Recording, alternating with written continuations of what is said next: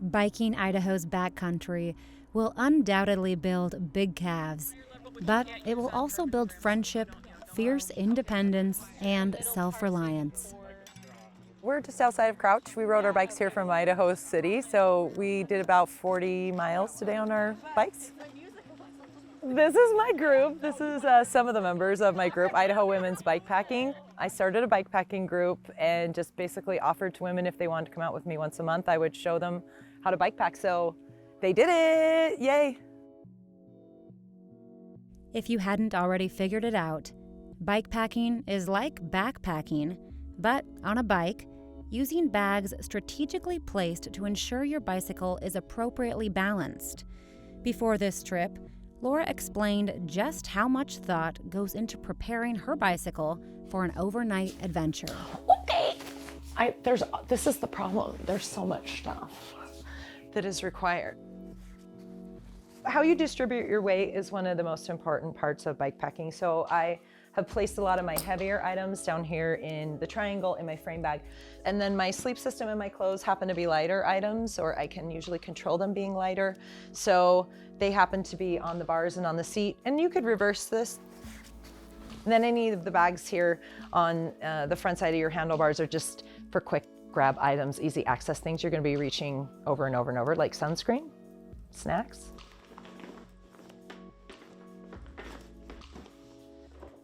So my tights and my jacket, which goes on and off a lot.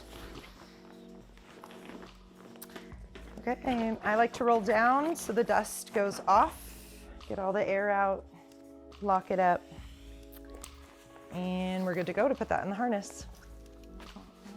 With a good setup, the biker can focus more on enjoying the ride rather than worrying about the gear.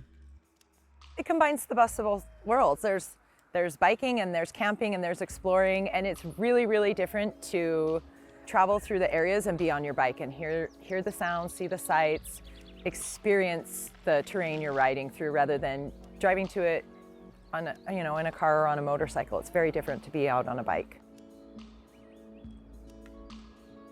What I like best, and the reason I formed this group, is I wanted to see more women enter this sport. And so whether they're doing it on their own or whether they're doing it to race or whether they're riding with us, that's what I want to see, is more women bikepacking, and it's happening.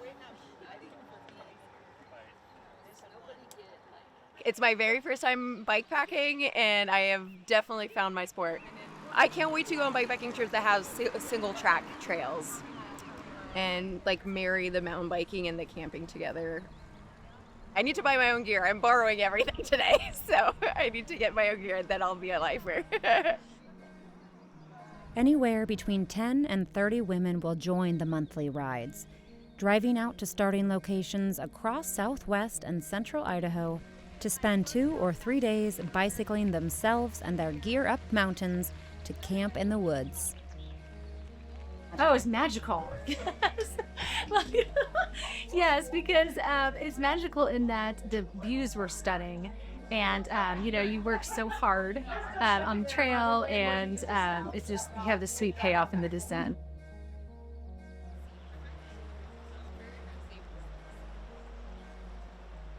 The crew rode along the middle fork of the Payette River to a campsite, where they enjoyed a cold dip, good company, and decent food.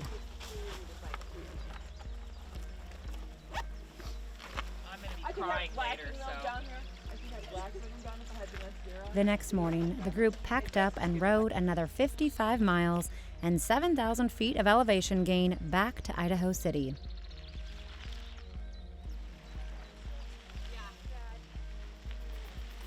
It's a cool sport, it's fun. You can do it your own way. You don't have to race. You don't have to go really long distances. You don't have to go to really remote areas. You can basically do it right out your back door in the cool areas that are surrounding you. So it can be very simple, and it can be your way.